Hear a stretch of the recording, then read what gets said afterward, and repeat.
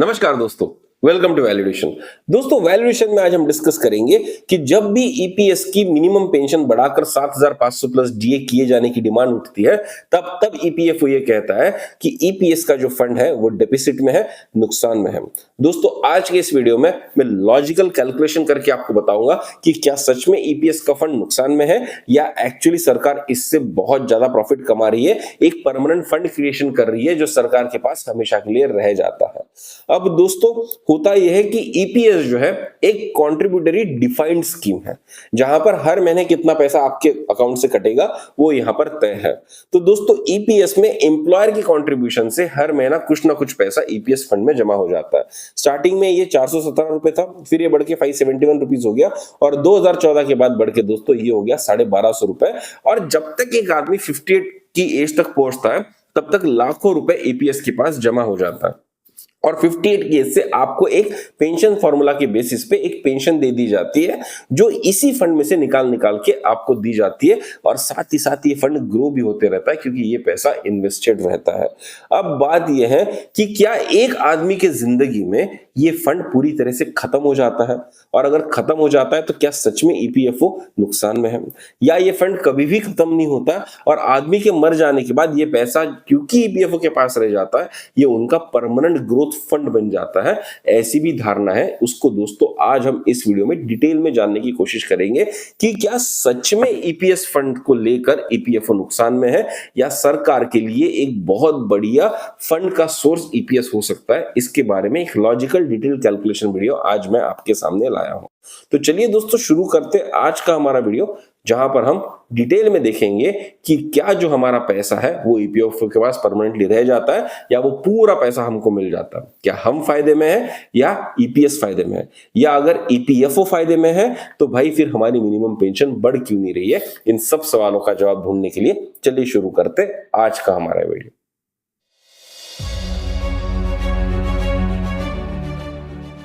दोस्तों आगे बढ़ने से पहले मेरी आप सबसे एक गुजारिश रहेगी कि अगर आज तक आपने हमारे चैनल को सब्सक्राइब नहीं किया तो जरूर सब्सक्राइब कीजिए। अगर आप हमारे वीडियोस रेगुलरली देखते हैं तो दोस्तों वीडियो को लाइक भी किया कीजिए, क्योंकि YouTube आपके फायदे की वीडियो आपको तभी दिखाता है जब आपको वीडियो पसंद आ रहे हो, और YouTube को पता चलता है कि वीडियो आपको पसंद आ रहा है जब आप उस वीडियो को लाइक करते हो, उस चैनल को सब्सक्राइब करते हो।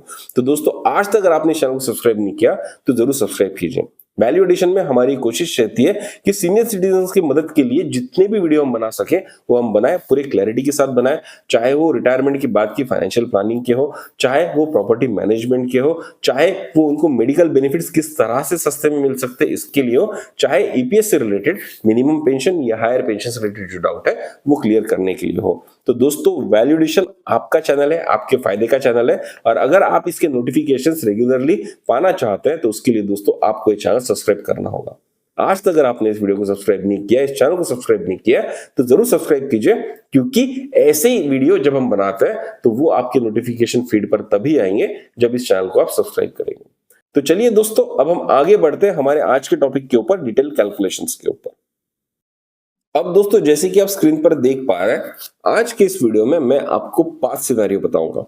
पहला सिनेरियो होगा उस व्यक्ति का जिसने 1995 के पहले ही जॉब को ज्वाइन कर लिया था और वो तकरीबन 2017-18 के आसपास दोस्तों 58 इयर्स की उम्र पाकर ईपीएस से एग्जिट हो चुका है। तो उसका फंड कैलकुलेशन कैसे होगा, क्या वो ईपीएस से फायदे में है या नुकसान में, वो डिसाइड करेंगे। उसके बाद दोस्तों एक और केस में लूंगा जहां पर एक व्यक्ति 2000 के आसपास ईपीएस फंड को ज्वाइन किया था और उसके बाद उसका रिटायरमेंट तकरीबन 35 साल के बाद में हुआ था, मतलब कि 2035 में होने वाला है। तो 35 साल की सर्विस देने के बाद में उस व्यक्ति के फंड में एक्चुअली फायदा है या नुकसान है वो हम देखेंगे। उसके बाद दोस्तों मैं ऐसा एक केस लूंगा जहां पर बहुत यंग लोग हैं, मतलब कि जो आज के एज में 35 वगैरह के एज में होंगे, तो जिन्होंने अप्रोक्सीमेटली 2008 के बाद दोस्तों ज्वाइन किया हुआ है। अब उसके बाद अगर कोई व्यक्ति 22 साल सर्विस करता है, या कोई व्यक्ति 27 साल सर्विस करता है, या कोई व्यक्ति 35 साल सर्विस करता है, तो उसका जो फंड बनता है क्या उस केस में वो व्यक्ति फायदे में है या नुकसान में है। ऐसे अलग अलग दोस्तों 5 केसेस मैं आपको बताऊंगा। अब आप बोल रहे होंगे कि इतने सारे केसेस क्यों लिए, क्योंकि दोस्तों अलग अलग टाइम जोन में अलग अलग लोग अलग अलग तरह से बेनिफिट पाते हैं। क्योंकि ईपीएस के जो रेट्स थे कंट्रीब्यूशन के वो अलग अलग थे। जब ईपीएस स्टार्ट हुई थी 1995 में तब 417 रुपए कंट्रीब्यूट किए जाते थे। फिर शायद 2006 या 2007 के बाद से 571 रुपीज लेने लगे और फिर 2014 के बाद से 1250 रुपए वो लोग लेने लगे और उसी के हिसाब से पेंशन भी ऊपर नीचे होती है। तो जब हम डिफरेंट डिफरेंट टाइम होरिजोन के लोगों को स्टडी करेंगे तो एक हमको वाइड आइडिया आएगा कि क्या ईपीएस स्कीम सरकार के लिए बेनिफिशियल है या ईपीएस स्कीम सरकार के लिए नुकसानदायक है। इसलिए दोस्तों एक अलग अलग टाइम जोन के, और मुझे पूरा भरोसा है कि आप इनमें से किसी ना किसी टाइम जोन में कहीं ना कहीं पर फिट जरूर होते होंगे, तो ये आपके लिए बहुत रिलेवेंट होगा। तो चलिए सबसे पहले देखते हैं उस व्यक्ति की स्टोरी जिसने 1995 के पहले ईपीएस को ज्वाइन कर लिया था। मतलब कि दोस्तों कोई व्यक्ति अगर 86, 83, 84 या 90s में ज्वाइन किया अपनी सर्विस को और तब से वो मेंबर है, तो ईपीएस जब 1995 में लागू हुई तो बिल्कुल इनिशियल स्टेज से ही वो मेंबर है और तकरीबन 2017 तक वगैरह वो वहां से एग्जिट कर चुका है, मतलब कि 58 इयर्स की उम्र को हासिल कर चुका है और तकरीबन उसकी 22 साल की सर्विस ईपीएस के अंदर हुई। ओवरऑल सर्विस की ज्यादा हो सकती है, 30-35 साल हो सकती है, लेकिन कम से कम 22 साल का उसका पीरियड ईपीएस के अंडर रहा है। तो ऐसे व्यक्ति का कैलकुलेशन करके देखते हैं। अब आइए दोस्तों, आप जो स्क्रीन पर डेटा देख रहे हैं एक ऐसे व्यक्ति का डेटा है जो नवंबर 1995 से ही ईपीएस का मेंबर रह चुका है और उस जमाने में इनकी जो सैलरी हुआ करती थी, मतलब कि जो बेसिक प्लस जी होती थी वो होती थी 4,719 रुपए। और उसके हिसाब से दोस्तों जो, क्योंकि ये हम मिड टर्म से ले रहे, 16 नवंबर 1995 से एक्चुअली सैलरीज कैलकुलेट होना शुरू हुई थी ईपीएस में, इसलिए पहले महीने की सैलरी सिर्फ आधी ही कैलकुलेट की जाती है और अगले महीने से अगर आप देखेंगे तो इनकी जो एक्चुअली बेसिक उस टाइम पे थी वो थी 9437 रुपीज। ये बेसिक प्लस जी का फिगर है और हर महीने वो 417 रुपए कॉन्ट्रीब्यूट करते आ रहे थे ईपीएस फंड में। अब दोस्तों इन्होंने बहुत साल तक, मतलब कि अगर आप देखेंगे तकरीबन मई 2001 तक 417 रुपए ईपीएस में कंट्रीब्यूट किए।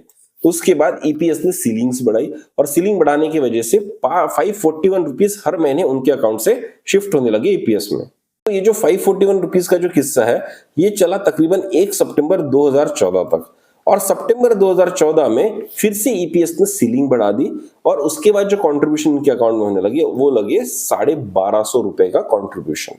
अब दोस्तों यहां पर हम सिर्फ ईपीएस की जो बेसिक पेंशन है उसकी बात कर रहे हैं। तो एक टाइम पर इन महाशय ने 417 रुपए कंट्रीब्यूट किए, फिर 541 रुपीज कंट्रीब्यूट किए और फिर मंथली बेसिस पर 1250 रुपए कंट्रीब्यूट किए और अल्टीमेटली 2017 में आकर अगर आप देखेंगे 2017 अगस्त में ये 58 इयर्स के हो गए और ईपीएस से ये एग्जिट हो गए। और जब ईपीएस से एग्जिट हुए तो इनके पास कुछ एक लमसम फंड बचा होगा और उसके बाद दोस्तों इनकी जो पेंशन थी हर महीने के लिए 2946 रुपीज निर्धारित की थी ईपीएस ने और तब से इनको ये पेंशन मिल रही है। अब दोस्तों हमको ये देखना है कि ये फंड बना कैसे, जो टोटल फंड ईपीएस के पास बचा होगा ये बना कैसे, और जब इनको ये पैसा मिल रहा है, पेंशन का मिल रहा है, तो ये कितने दिन तक मिलने के बाद ये ब्रेक इवन में आएंगे। मतलब कि अगर कोई व्यक्ति इतने इतने साल अपने 58 इयर्स के बाद जिंदा रह जाता है तो नेट प्रॉफिट में आता है, या अगर वो उसके पहले मृत्यु पा जाता है तो वो पैसा ईपीएस के पास रह जाता है और ईपीएस फायदे में आ जाता है। ये ब्रेक इवन निकालने की हम यहाँ पर कोशिश करेंगे। अब दोस्तों जब हम कैलकुलेशन करते हैं तो एक बहुत इंपॉर्टेंट पैरामीटर आ जाता है कि भाई जो भी पैसा आपका डिपॉजिट हो रहा है ईपीएस में उसके ऊपर इंटरेस्ट कितना मिलता है। अब आप सब जानते हैं कि पहले के जमाने में, मतलब कि 1990s में ईपीएफ के जो फंड रेट्स थे, जो इंटरेस्ट रेट्स थे बहुत ज्यादा थे। अब यहां पर मैंने वही इंटरेस्ट रेट लिए हैं जो ईपीएफओ खुद आपको देता था। अब ईपीएफओ 1995 में आपको 12% इंटरेस्ट रेट देता था, फिर धीरे धीरे करते करते जैसे जैसे समय बदला 2001 में ये इंटरेस्ट रेट ईपीएफओ ने 11% कर दिया, फिर 2002 में 9.5% कर दिया, बहुत दिन तक 9.5% पर टिके रहे। उसके बाद मार्च 2006 में उन्होंने 8.5% इसको कर दिया, फिर धीरे धीरे धीरे बढ़ते बढ़ते बढ़ते जब तक दोस्तों फिर बीच में एक बार और 2011 में इन्होंने इसको 9.5% कर दिया, फिर मार्च 2012 में अगेन इसको 8.25% कर दिया, फिर 8.5% कर दिया, फिर 8.75% कर दिया। ऐसा दोस्तों डिफरेंट टाइम पर अलग अलग इंटरेस्ट रेट ईपीएफओ आपको देते रहा था और ये ईपीएफओ का खुद का डेटा है। ये मैंने मनगढ़ंत कहानियां नहीं गढ़ रहा हूं यहाँ पर, ये ईपीएफओ ने खुद ने पहले एक बार ये डेटा दे चुके हैं, तो वो मैंने लिया था। तो जब ये व्यक्ति 58 ईयर्स के होकर ईपीएस से एग्जिट हो चुके थे तो उस टाइम पे जो ईपीएफओ का इंटरेस्ट रेट था वो 8.65 था। अब आइडियली जो भी पैसा ईपीएफओ के पास जाता है वो इन्वेस्ट होता है और उसी के ऊपर ईपीएफओ इंटरेस्ट देता है, तो ईपीएफओ डेफिनेटली इससे ज्यादा इंटरेस्ट कमाता है, तब आपको इंटरेस्ट दे पाता है। ऐसा तो नहीं होगा कि ईपीएफओ 7% इंटरेस्ट कमा रहा है और आपको 8.65% का इंटरेस्ट दे दे, ऐसा नहीं होगा। तो जब ईपीएफओ 8.65% की बात कर रहा है तो कम से कम वो 10% इंटरेस्ट कमा रहा होगा, तभी आपको 8.65% दे रहा होगा। अब दोस्तों मैंने यहां पर ये किया है कि आपका जो भी कंट्रीब्यूशन है वो मैंने यहां पर लिख लिया, इस कॉलम एच में मैंने कंट्रीब्यूशन लिख लिया, फिर उसको क्यूमुलेटिव बेसिस पे हमने यहां पर लिख लिया। अब साल के एंड में जब आपको इंटरेस्ट मिलता है वो हमने यहां पर लिख लिया और वो इंटरेस्ट हमने टोटल कंट्रीब्यूशन में ऐड करके एक फिगर ले लिया। और दोस्तों ये जो फिगर है यहाँ पर 1478 का, जैसे आप देखेंगे अगर साल भरे का जो कंट्रीब्यूशन था अगर आप देखेंगे तो टोटल कंट्रीब्यूशन कितना था, 1459 रुपीज यहाँ पर था, क्योंकि जब नवंबर 1995 से स्टार्ट हुई थी ये स्कीम, तब से लेके अगर हम मार्च 1996 तक 3-4 महीने का डेटा देखें तो 3-4 महीने में 1459 रुपीज ईपीएफओ के पास जमा हो गए थे। उसके ऊपर अगर 12% का इंटरेस्ट हम लेंगे तो तकरीबन 19 रुपए जमा होते थे। तो साल के एंड में दोस्तों इनके पास 1459 प्लस 19 रुपए बचकर 1478 रुपीज जमा हो गए थे। अब इसी को हम लेते हैं ओपनिंग बैलेंस यहाँ पर। फिर हमने साल भर कंट्रीब्यूट किया, फिर हमने साल भर 417 रुपीज कंट्रीब्यूट किया और दोस्तों इस साल का जो कंट्रीब्यूशन था वो कितना हो गया, 5004 रुपए हो गए। अब हमने क्या किया, इस 5004 में ये अगेन 1478 रुपीज ऐड कर दी, क्योंकि स्टार्टिंग में इतना बैलेंस था, फिर इतना हो गया। अब ये पैसा ऐड करने के बाद में एक टोटल फिगर बना कि जो हमने कंट्रीब्यूट किया, फिर अब उसमें 12% फिर से इंटरेस्ट मिलेगा, तो ये 453 रुपीज इंटरेस्ट उसमें ऐड होगा और टोटल साल के एंड में 6935 रुपीज यहाँ पर बचेगा। तो दोस्तों ऐसे ही हम करते जाएंगे, हम देखेंगे कि हमने साल भर कितना कंट्रीब्यूशन किया, साल के स्टार्टिंग में हमारे पास कितना पैसा था, इन दोनों को हम ऐड करेंगे, फिर उस साल का इंटरेस्ट हम उसमें ऐड करेंगे तो हमारा एक क्लोजिंग बैलेंस बनेगा। और ये जो मेथड है दोस्तों, ये ईपीएफओ ने खुद ने दी हुई मेथड है कि ईपीएफओ इस तरह से कैलकुलेशन करता है। जब हायर पेंशन का कैलकुलेशन शीट ईपीएफओ ने दिया था तब इसी तरह का शीट दिया था, मैंने उसी को मॉडिफाई करके नॉर्मल पेंशन के लिए यहाँ पर किया हुआ है। तो इस तरह से ये जो महाशय है जिन्होंने 1995 के पहले सर्विस ज्वाइन कर ली थी और 2017 में ये ईपीएस से एग्जिट हो गए, तो इफेक्टिवली इनकी जो सर्विस है वो 22 साल की सर्विस थी, तो पेंशन कैलकुलेशन में इनको 2 साल का बोनस भी मिला होगा। अब दोस्तों इस व्यक्ति ने जब एग्जिट किया ईपीएस से तो उनके पास में कितना फंड बना रहा, सब इंटरेस्ट सब मिलाकर अगर आप देखेंगे तो इन व्यक्ति के पास में जो फंड बना वो बना 3,99,250 रुपीज, मतलब कि अप्रोक्सीमेटली 4 लाख रुपए का फंड यहाँ पर इनको बना। और इनकी जो मंथली पेंशन बनी वो कितनी बनी, 2946 रुपीज की पेंशन बनी। तो साल भर में इनको कितनी पेंशन मिलती थी, 35,352 रुपए, मतलब कि 35,352 रुपीज इनको पेंशन मिलती थी। अब this divided by the savings figure अगर मैं करूंगा तो तकरीबन 8.85% का इंटरेस्ट इनको अपने फंड के ऊपर मिल रहा है। मैं फिर से एक बार समझाऊंगा, साल के एंड में जो इनका मतलब जब जिस टाइम पे एग्जिट हुए उस टाइम पे जो उनका फंड वैल्यू ईपीएस में था वो था तकरीबन 4 लाख रुपए का। अगर इस 4 लाख रुपए को इन्वेस्ट ईपीएफओ कहीं पर कर देता है तो उससे कुछ इंटरेस्ट जनरेट होगा आगे भी जाकर। अब वो जो इंटरेस्ट जनरेट होगा दोस्तों, उस इंटरेस्ट से ईपीएफओ इनको कुछ पेंशन दे रहा है, तो पेंशन कितनी दे रहा है, 2946 रुपीज की। तो 2946 इंटू 12 मतलब कि 12 महीने की अगर हम पेंशन निकालेंगे तो तकरीबन 35,352 रुपीज की पेंशन बनती है एक साल में। तो सालाना इंटरेस्ट जो आपको मिल रहा है आपके पैसे के ऊपर, ये जो 4 लाख रुपए ये आपने कंट्रीब्यूट किए थे, आपका बढ़ा हुआ फंड है, इस पे जो आपको पैसा मिल रहा है ये मिल रहा है 35,352 रुपीज। तो आपको इफेक्टिवली कितना इंटरेस्ट मिल रहा है, 8.85% मिल रहा है। और दोस्तों क्योंकि जो इंटरेस्ट ईपीएफओ दे रहा है वो कम दे रहा है और हमको जो पैसा मिल रहा है वो ज्यादा मिल रहा है, तो वाजिब है कि एक समय के बाद में आपको जो पेंशन दी जा रही है वो इंटरेस्ट और जो आपका फंड है उसमें से थोड़ा सा प्रिंसिपल ड्रॉ कर करके आपको दी जा रही है। तो एक टाइम आएगा जब कहीं ना कहीं पर ये फंड खत्म हो जाएगा। तो दोस्तों ये फंड कब खत्म होगा उसके लिए मैंने कैलकुलेशन की है, वो मैं आपको यहां पर बताता हूं। अब देखिए दोस्तों, यहां पर जो केस 1 है हमने लिया हुआ है, ये समरी शीट में मैं आपको दिखा रहा हूं। हमने यहां पर लिखा है कि ये व्यक्ति 16/11/1995 से ईपीएस का मेंबर था, एग्जिट किया 2017 में, 22 साल की इसकी सर्विस हुई। इसका जो फंड एक्यूमुलेट हुआ है वो हुआ है 3,99,250। अब हम क्या करेंगे दोस्तों, ये जो 3,99,250 है, अगर ये हमारे हाथ में आ जाता अगर ईपीएफओ के पास नहीं रहता और हमारे पास आ जाता तो हम इसको कहीं ना कहीं पर इन्वेस्ट करते, तो ईपीएफओ भी एग्जैक्टली यही चीज कर रहा होगा। तो मैं ये समझ रहा हूं कि इसको यहां से आगे चलकर कम से कम 8% सालाना इंटरेस्ट मिलेगा।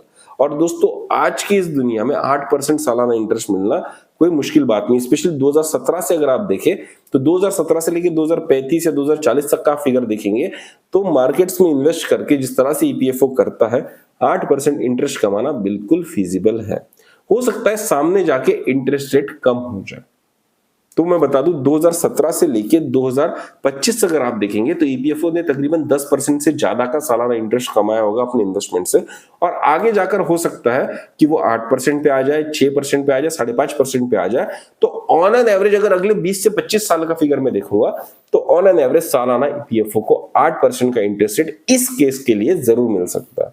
जो आगे आने वाली केसेस होंगी उनकी बात मैं अलग से करूंगा कि वहां पे मैं इंटरेस्ट रेट कम भी करके आपको दिखाऊंगा। तो अगर ये जो 4 लाख रुपए का फंड है इसको इन्वेस्ट किया जाता और इस पे अगर 8% का इंटरेस्ट मिलता और इसी में से अगर मैं एक सिस्टमैटिक विड्रॉल प्लान निकालता कि 4 लाख का फंड है उसको 8% पे इन्वेस्ट किया और उसी फंड में से मैं 2946 रुपीज हर महीने बाहर निकालते जा रहा हूं, इसको हम कहेंगे सिस्टमैटिक विड्रॉल फंड, क्योंकि इसमें आपका जो प्रिंसिपल है वो बढ़ते जा रहा है और बढ़ते हुए प्रिंसिपल और इंटरेस्ट में से आप अपना एक फिक्स अमाउंट निकालते जा रहे हो। तो जब ये 2946 रुपीज निकाला जाएगा तो बेसिकली आपको जो है ये पैसा कब तक पुरेगा, मतलब ईपीएफओ आपको कब तक इस पैसे में से पेंशन दे सकता है, तो उसका आंसर होगा 26 ईयर्स 2 मंथ्स।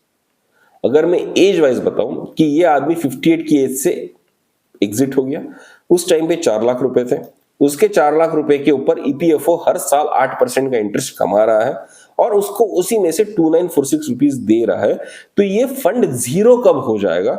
ये फंड जीरो हो जाएगा उस टाइम पे जब ये व्यक्ति 84 ईयर्स 2 मंथ्स का होगा। अब दोस्तों इसको अलग से अगर हम देखा जाए तो ये है कि अगर कोई व्यक्ति 84 ईयर्स 2 मंथ्स के ऊपर जिंदा रह जाता है तो ईपीएफओ यहां पर नुकसान में जाएगा, लेकिन कोई व्यक्ति अगर 84 ईयर्स 2 मंथ्स के पहले मर जाता है तो ये फंड ईपीएस के लिए फायदेमंद होगा, क्योंकि कुछ पैसा ईपीएफओ के पास रह जाएगा, बच जाएगा। अब दोस्तों 84 इयर्स एक बहुत ऑप्टिमिस्टिक फिगर है। कितने लोग 84 इयर्स तक जिंदा रहेंगे मुझे नहीं पता, बट ऑन एन एवरेज 75 से 76 साल तक जिंदा रहना बहुत वैलिड है आज के केस में, क्योंकि मेडिकल साइंस इतना प्रगत हो चुका है, आप मरना चाहे तो भी आपको मरने नहीं दिया जाता, आपको बचा लिया जाता है। तो बहुत पॉसिबल केस है कि आप 70 की एज तक तो जिंदा रहेंगे ही रहेंगे, हो सकता है आप 75 तक भी जिंदा रहेंगे। तो मैं ऐसा पकड़ के चलता हूं कि ऑन एन एवरेज व्यक्ति जो है 78 ईयर्स तक तो जिंदा रहेगा ही रहेगा, और हो सकता है कि 78 ईयर्स में उसकी मृत्यु हो जाए। तो जब वो 78 ईयर्स होगा तो उसको ईपीएस से एग्जिट करके कितना टाइम हो गया होगा? तकरीबन 20 साल। 58 में एग्जिट हुआ था, उसके बाद 78 तक जिंदा रहा।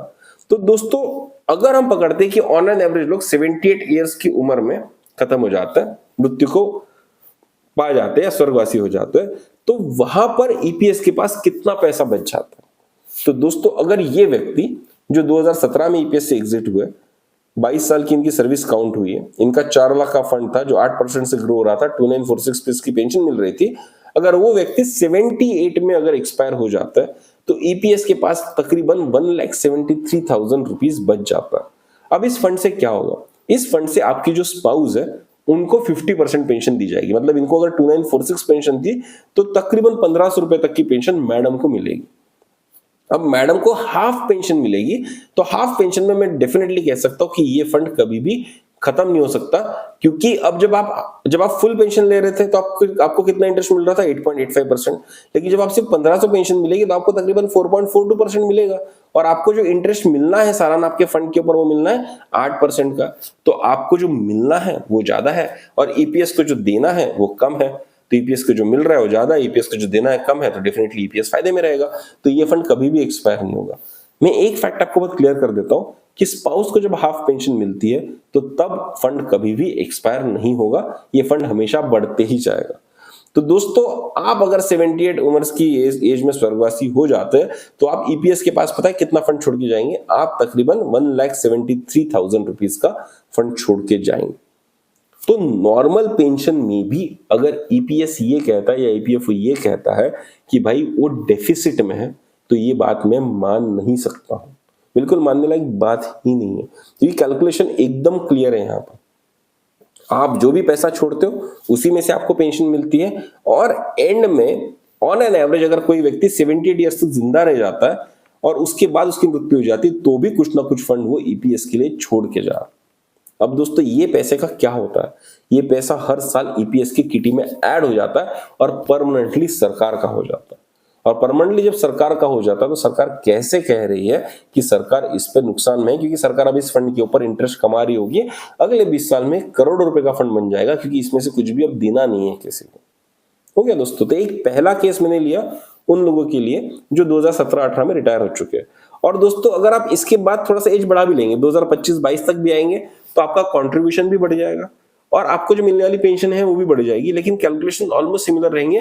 कुछ ना कुछ पैसा 78 ईयर्स की एज में बचा हुआ ईपीएस में रहेगा ही रहेगा।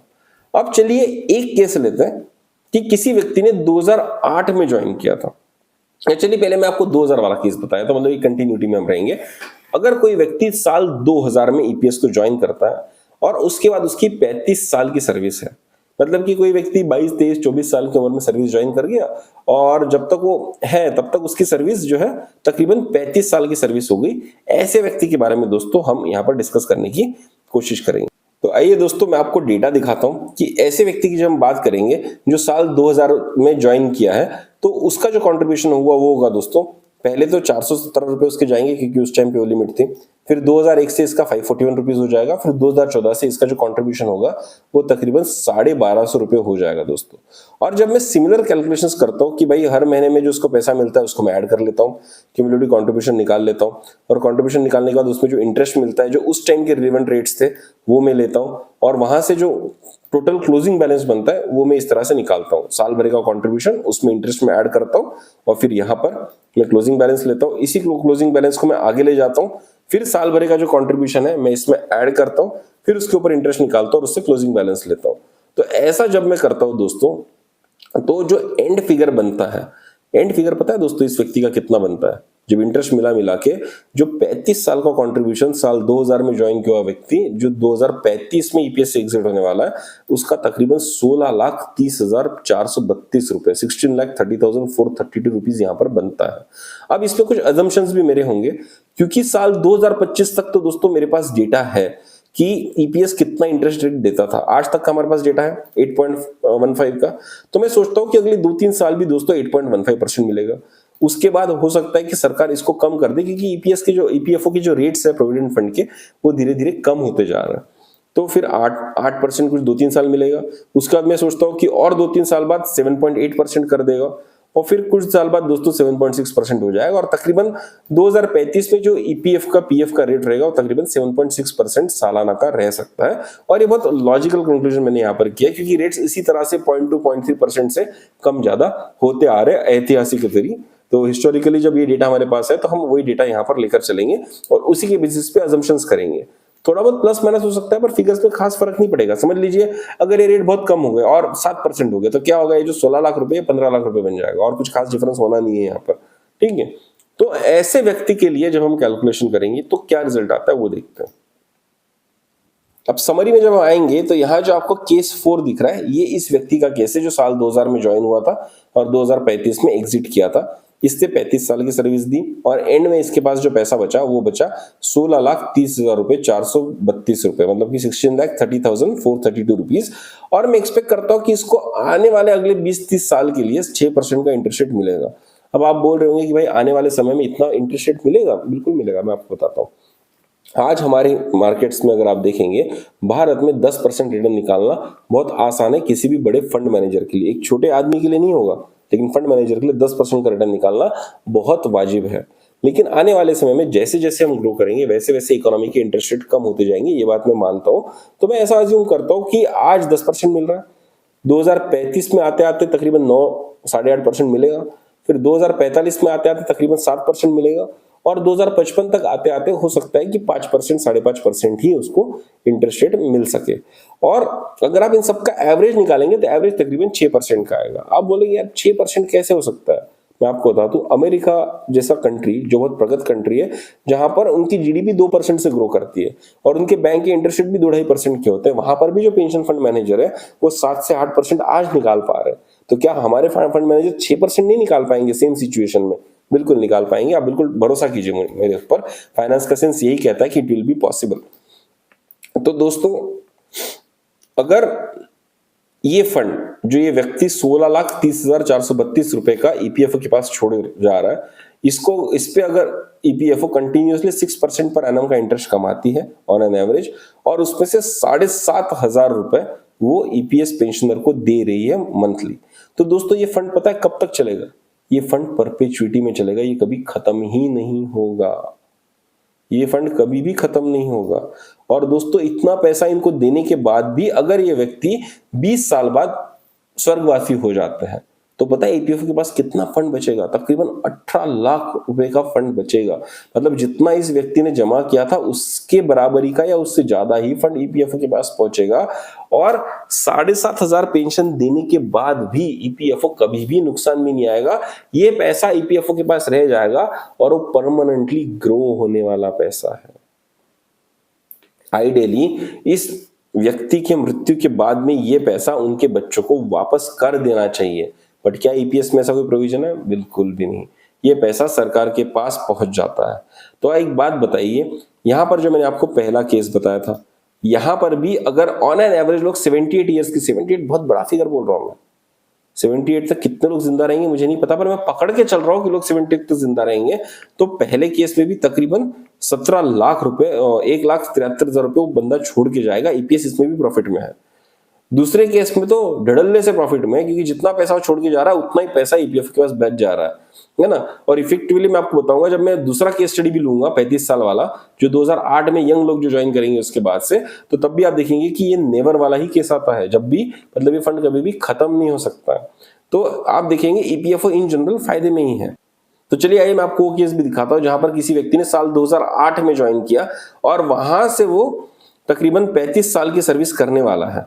तो वहां से अगर वो 35 साल की सर्विस करने वाला है, तो साल 2008 में जब उसने ज्वाइन किया तो तकरीबन 541 रुपीज का रेट चल रहा था, और 2014 के बाद तो 1250 रुपए का रेट देने वाला है। तो दोस्तों, इसका जो पैसा जमा होगा, तो ये व्यक्ति जिस साल यहां से एग्जिट होगा, मतलब कि तकरीबन 2044 मार्च में ये व्यक्ति जाके एग्जिट होगा, तो ये पता है कितना पैसा जमा लेगा? तब तक ये पैसा जमा लेगा 20,31,498 रुपीज। अब दोस्तों, ये 20,31,498 रुपीज जो है, इसको अगर हम इन्वेस्ट करेंगे तो क्या हो जाएगा वो देखते हैं। मैं बार बार कैलकुलेशंस नहीं बताऊंगा आपको। एक अजम्पशंस यही है कि इंटरेस्ट रेट धीरे धीरे कम होते जाएंगे, और मैं इंटरेस्ट रेट बिल्कुल कम करते आ रहा हूं। देखिए, जब हमने 2035 का रिटायरमेंट लिया था तो हमने कितना लिया था? 7.5% के आसपास का रिटायरमेंट लिया था, 7.6 का। फिर वहां से मैं और कम करते जा रहा हूं, 7.5, 7.3, 7.1, फिर 6.8 तक मैं आ गया हूं कि भाई 44 में भी 6.8 तक का ईपीएफओ इंटरेस्ट आपको दे पाएगा। हो सकता है आप इसको 5.5 कर दो या 5 कर दो, कोई दिक्कत नहीं, तो भी ये पैसा 18 लाख से ऊपर का ही रहेगा, मिनिमम टू मिनिमम रहेगा। लेकिन मैं इस फिगर के साथ चलूंगा कि मुझे पूरा भरोसा है कि इससे कम ईपीएफ के रेट नहीं होंगे। अब देखिए, अब ये जो केस मैं आपको यहाँ पर दिखा रहा हूँ, ये जो मैंने यहाँ पर लास्ट में मार्क किया केस 5, ये होता है ये वाला केस, जहां पर एक लड़का दिसंबर 2008 में ज्वाइन किया और मार्च 2044 में रिटायर हो गया या एग्जिट हो गया ईपीएस से। तो 35 साल की सर्विस हुई। इस व्यक्ति ने टोटल फंड पता है कितना कमाया? इस व्यक्ति ने टोटल फंड जमा किया 20,31,498। अब देखिए, मैंने यहाँ पर इंटरेस्ट रेट फिर कम कर दिया। तो मैं बहुत प्रैक्टिकल कैलकुलेशन कर रहा हूँ। जब मैं बोल रहा हूँ कि कोई आदमी 2035 में रिटायर होगा, तो भाई उसको ऑन एन एवरेज 6% का इंटरेस्ट रेट वो कमा सकता है ईपीएफओ उसके फंड के ऊपर। लेकिन मैं ऐसा पकड़ रहा हूँ कि जो व्यक्ति 2044 में एग्जिट होगा ईपीएस से, और उसका फंड जो ईपीएफओ के पास रह जाएगा, उसके ऊपर ऑन एन एवरेज सिर्फ 5% का इंटरेस्ट रेट रहेगा। और उसको भी पेंशन कितनी मिलेगी? 7,500 की, क्योंकि सीलिंग तो फिक्स हो चुकी है। तो सीलिंग अगर फिक्स हो चुकी है तो 7,500 का उसको पेंशन मिलेगा। तो ये फंड कितने दिन तक चलेगा? ये फंड परपेचुइटी में चलेगा। ये फंड कभी खत्म नहीं हो सकता। वो मर जाए, उसकी वाइफ मर जाए, उसके बाद भी वो फंड टिका हुआ रहेगा। और अगर आप देखेंगे कि ऑन एन एवरेज अगर हम फिर से पकड़ते कि 78 तक लोग जिंदा रह जाएंगे, मैं बार बार कह रहा हूँ 78 बहुत बड़ा फिगर में बोल रहा हूँ, लोग इतना जिंदा नहीं रहते, 70 के पहले खत्म हो जाते हैं, लेकिन फिर भी 78 तक अगर जिंदा रहेगा और उसके बाद वो मर जाता है, तो भी वो ईपीएफओ के लिए तकरीबन 23,33,000 रुपीज तक छोड़ के जाएगा। तो मॉरल ऑफ द स्टोरी है कि अगर कोई भी व्यक्ति 35 साल ईपीएस का मेंबर रह गया, तो उसके बाद ईपीएफओ कभी भी नुकसान में हो ही नहीं सकता। तो किस बेसिस पर ईपीएफओ बोल रहा है कि वो नुकसान में है? मुझे तो समझ ही नहीं आ रहा क्यों वो बोल रहा है कि हम मिनिमम पेंशन बढ़ा ही नहीं सकते, क्यों वो बोल रहा है कि हम आपको फंड वापस कर ही नहीं सकते, अगर आपकी डेथ के बाद हम आपके बच्चों को पैसा दे ही नहीं सकते कि पैसा बचता ही नहीं है। तो जहां तक मुझे लग रहा है कैलकुलेशंस इस बात को मानने से मना करते हैं। फंड ईपीएफ के पास बच जाता है और परपेचुअली सरकार के लिए कमाई का एक साधन बन जाता है। आइडियली होना चाहिए कि व्यक्ति मर जाए, उसकी स्पाउस मर जाए, उसके पास जो भी फंड उसका बचता है वो सरकार लोगों को वापस कर दे, क्योंकि वो उनकी कंट्रीब्यूशन का स्कीम था, उनके कंट्रीब्यूशन का पैसा था। अब दोस्तों चलिए एक ऐसा केस भी आपके सामने दिखाता हूं। आपको लगेगा मैं बस वो केसेस दिखा रहा हूं जहां पर सिर्फ फायदा ही फायदा हो रहा है, एक केस वो भी दिखाता हूं जहां पर रिफंड एक्चुअली खत्म हो जाता है। तो चलिए ये जो केस नंबर 2 है ये मैं आपको दिखाने की कोशिश करता हूं। एक ऐसे व्यक्ति की कहानी है जो साल 2008 में ज्वाइन करता है और 2030 में ये एग्जिट हो जाता है। हो सकता है वॉलंटरी रिटायरमेंट ले लिया हो, कुछ ले लिया हो, ये 2030 में एग्जिट हो जाता है और 22 साल इसने सर्विस की, 22 साल सर्विस की। तो दोस्तों इसका जो फंड बनता है, अगर हम देखेंगे यहाँ पर 22 साल की सर्विस वाला अगर मैं आपको दिखाता हूँ, इस व्यक्ति का जो फंड बनता है दोस्तों, ये फंड बनता है तकरीबन 6,45,169 रुपीज, जो मैंने यहाँ पर समरी शीट में इंक्लूड करके रखा हुआ है। ठीक है, 6,45,169 रुपीज। और क्योंकि 2030 में एग्जिट करने वाला है, मैं मान के चल रहा हूं कि अगले 20-25 साल के लिए 7% का रेट ये कमा सकता है। जब 2035 में एग्जिट कर रहा था मैंने इंटरेस्ट रेट कम किया था, 2044 में एग्जिट कर रहा था मैंने इंटरेस्ट रेट 5% का किया था, लेकिन यहां पर जब व्यक्ति 2030 में एग्जिट हो रहा है तो ये 7% का इसको इंटरेस्ट रेट मिलना बहुत वाजिब है। तो ईपीएफओ इस पैसे को 7% के इंटरेस्ट रेट से कहीं ना कहीं पे इन्वेस्ट कर देगी। इस व्यक्ति को जो पेंशन बनेगी वो बनेगी 5143 रुपीज की दोस्तों यहाँ पर पेंशन बनेगी, क्योंकि इसका सर्विस पीरियड कम है। जब आप करेंगे, मैं आपको एक कैलकुलेशन यहाँ पर करके दिखाता हूँ तो आपको आइडिया आएगा। अगर हम 15,000 रुपये सालाना होगा, है ना, उसकी 22 साल की सर्विस है तो इसको 24 साल का पीरियड मिलेगा, 2 साल इसको बोनस मिलेगा, और डिवाइड बाय 70 अगर हम करेंगे तो देखिए 5143 का फिगर यहाँ पर आ जाता है।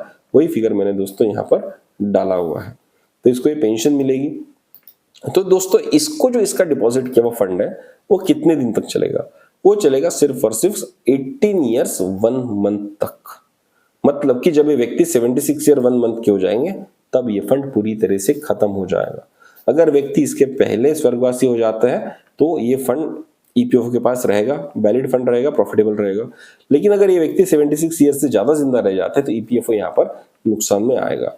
अब ये दोस्तों मैंने उन लोगों की केस बताई जहां पर 2008 के बाद जब कंट्रीब्यूशन ज्यादा था, 1250 रुपए का कंट्रीब्यूशन था, उसके बाद ये व्यक्ति सिर्फ और सिर्फ 22 साल की नौकरी करता है, तब एक केस ऐसा आता है जब वहां पर वो फंड 78 के पहले डिप्लीट हो जाता है।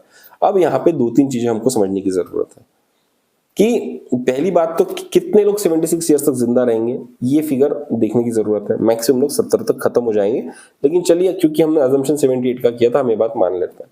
लेकिन जो व्यक्ति 2008 में ज्वाइन करेगा वो 22 साल की सर्विस क्यों करेगा? वो तकरीबन 30 साल के ऊपर की सर्विस करेगा। अब देखिए दोस्तों, जो ईपीएफ का एज है 58 का एग्जिट का एज है। जनरली लोग 25 साल के एज में ज्वाइन कर जाते हैं, जॉब पे लग जाते हैं कहीं ना कहीं पर। 25 साल का बच्चा बहुत रेयरली खाली बैठता है। तो 25 साल से लेके जब वो 58 साल तक काम करेगा तो तकरीबन 33 साल होते हैं, तो 33 ईयर्स का सर्विस को मिलेगा। अब ऐसा पकड़ के चलते हैं कि चलिए कोई व्यक्ति जो है उसने नहीं काम किया उतना, वो 28-29 को ज्वाइन किया, तो भी दोस्तों उसके पास तकरीबन 30 साल का पीरियड उसके पास मिलता है। और 30 साल में तो कभी भी फंड खत्म नहीं होगा, तो मैं प्रूफ करके दिखा चुका हूं आपको, फंड खत्म ही नहीं होता है। अगर हम 28 साल वाला एक केस लेंगे, चलिए एक केस आपको वो भी दिखाता हूं। 2008 में ज्वाइन किया और ये व्यक्ति जो है ये 27 साल की इन्होंने सर्विस की थी। ओके, 30 साल की कम का एक फिगर लिया, 27 साल की सर्विस की थी। तो उनके केस में पता है फंड कितना बचता है? फंड बचता है 10,75,000 रुपए। और इस पे अगर 6% का इंटरेस्ट इनको मिलता है, क्योंकि ये 35-36 का पीरियड है, इसलिए मैंने 6% का इंटरेस्ट लिया। इस व्यक्ति की जो पेंशन बनेगी वो बनेगी 6,214 रुपए। और इसका जो फंड होगा दोस्तों ये खत्म जरूर होगा, लेकिन कब खत्म होगा? 31 ईयर्स के बाद जाके खत्म होगा। मतलब अगर ये व्यक्ति 91 ईयर्स तक जिंदा रह गया तो ही ईपीएफओ नुकसान में जाएगी, वरना ईपीएफओ नेट प्रॉफिट में जाएगी। और 91 ईयर्स तक जिंदा रहने की क्या प्रोबेबिलिटी है? ऑलमोस्ट नील बटे सन्नाटा। 1% 2% की प्रोबेबिलिटी हो सकती है, उसको नील बटे सन्नाटा ही पकड़ के चलना चाहिए। तो अगर मैं 78 ईयर्स में देखूंगा कि फंड की वैल्यू क्या होगी, तो तकरीबन 6 लाख रुपए ईपीएफओ के पास बचने चाहिए। तो देखिए दोस्तों, मैंने यहां पर हर तरह का सिनारियो ले लिया। 1995 में ज्वाइन किया, 2017 में रिटायर हुआ, 2008 में ज्वाइन किया, 2030 में रिटायर हुआ, 2008 में ज्वाइन किया, 2036 में रिटायर हुआ, 2000 में ज्वाइन किया, 2035 में रिटायर हुआ, 2008 में ज्वाइन किया, 2044 में रिटायर हुआ, 22 साल, 27 साल, 35 साल, ऐसा अलग अलग सिनारियो मैंने लिया। इन सिनारियो में सिर्फ एक सिनारियो हमारे हाथ में लगा है जहां पर फंड खत्म होता है, बाकी किसी भी सिनारियो में ये फंड खत्म होता ही नहीं है, धड़ल्ले से ईपीएफ के पास रह जाता है। और इस सिनारियो, ये जो सिनारियो दोस्तों जो मैंने आपको बताया, ये वाला जो सिनारियो, ये अनलाइकली सिनारियो है, क्योंकि 2008 में ज्वाइन किया हुआ व्यक्ति जो होगा कम से कम 30 साल की सर्विस तो देगा। अगर लोग 28-29 में भी सेटल हो जाते हैं, जॉब पे लग जाते हैं, तो वहां से दोस्तों 30 साल की सर्विस तो करते ही करते हैं। कोई भी आदमी 30 साल तो जिंदगी में नौकरी करता ही करता है। तो ये सिनारियो बहुत अनलाइकली सिनारियो। तो मोस्ट लाइकली सिनारियोस क्या है दोस्तों? वो सारे सिनारियोस जहां पर ईपीएफओ के पास में पैसा बच जाता है। अब दोस्तों, आज के इस वीडियो से हम क्या सीखें? आज के इस वीडियो से हम ये सीखें कि ईपीएफओ जो आपका कंट्रीब्यूशन का पैसा है, अगर उसको इन्वेस्ट करता है और उसमें से अगर हमको पेंशन दे रहा है करंट फॉर्मूला के हिसाब से, तो ईपीएफओ बिल्कुल भी डेफिसिट में नहीं है, नुकसान में नहीं है। ईपीएफओ जो बार बार क्लेम कर रहा है कि फंड डेफिसिट में, इसलिए हम मिनिमम पेंशन 1000 रुपए से बढ़ के 7,500 रुपए नहीं कर सकते। ये लॉजिक थोड़ा सा ईपीएफओ का कम हो सकता है 7,500 नहीं कर सकते, पर मिनिमम पेंशन बढ़ने की केस तो मैंने यहाँ पर प्रोड्यूस कर दी। दूसरी बात है कि भाई इतनी कम पेंशन आप हमको दे रहे हो, 2,000 रुपए, 4,000 रुपए, 5,000 रुपए, 7,500 रुपए, बहुत कम पेंशन बनती जितना फंड वैल्यू हमारा बन रहा है। उससे अच्छा भाई हमारा फंड हमको वापस कर दो, हमारा फंड वापस कर दो, हम खुद ही उसको अच्छे से इन्वेस्ट कर लेंगे। वो जो पीएफ में से कट के जो ईपीएस में जाता है ना, उसको पीएफ में रहने दो, तो हम ज्यादा फायदे में, ऐसा मुझे लगता है। या तो भाई आप जिंदगी भर हमको पेंशन दे दो और फिर हमारे मरने के बाद जो पैसा बचता है वो बच्चों को वापस कर दो।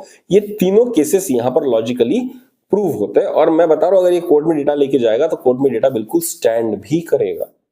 तो अगर कोई इस फाइट को कोर्ट तक ले जाना चाहता है तो मेरा डेटा यूज कर सकता है। इस एक्सेल शीट की जो लिंक है दोस्तों, मैंने डिस्क्रिप्शन बॉक्स में वीडियो के दे रखी है।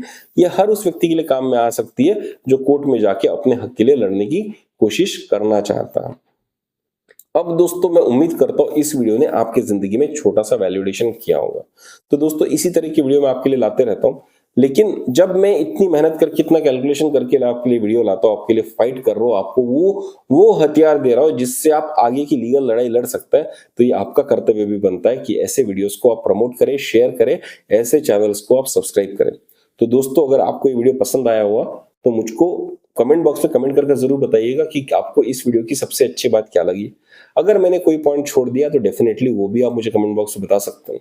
अगर आपकी कोई क्वेरी है या किसी और टॉपिक के ऊपर आप वीडियो चाहते हैं तो भी आप मुझे कमेंट बॉक्स में बता सकते हैं। अगर आपको ये वीडियो पसंद ही नहीं आया तो बिल्कुल आप मुझे फटकार भी सकते हैं कमेंट बॉक्स में, लेकिन दोस्तों कमेंट जरूर कीजिएगा, क्योंकि जब आप कमेंट करते हैं तब इस तरह के वीडियोस को एंगेजमेंट मिलता है और तभी दोस्तों यूट्यूब ऐसे वीडियोस को प्रमोट करता है, तभी ज्यादा से ज्यादा सीनियर सिटीजन तक हम इस इंफॉर्मेशन को पहुंचा सकते हैं, ज्यादा से ज्यादा लोगों को फायदा दे सकते हैं।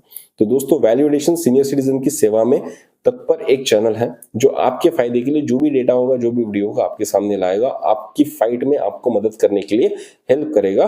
तो दोस्तों, इसको अपना ही चैनल समझिए, और अगर आज तक आपने चैनल को सब्सक्राइब नहीं किया तो जरूर सब्सक्राइब कीजिए, वीडियो को लाइक कीजिए, कमेंट कीजिए। अगर आपको ये वीडियो पसंद आया तो अपने दोस्तों परिवारजनों के साथ में शेयर भी कीजिए, ताकि उनकी जिंदगी में भी एक छोटा सा वैल्यू एडिशन हो सके। तो चलिए दोस्तों, जल्दी मिलेंगे एक नए डिस्कशन के साथ, एक नई वीडियो के साथ। तब तक के लिए सब्सक्राइब करते रहिए हमारा चैनल वैल्यू एडिशन। धन्यवाद।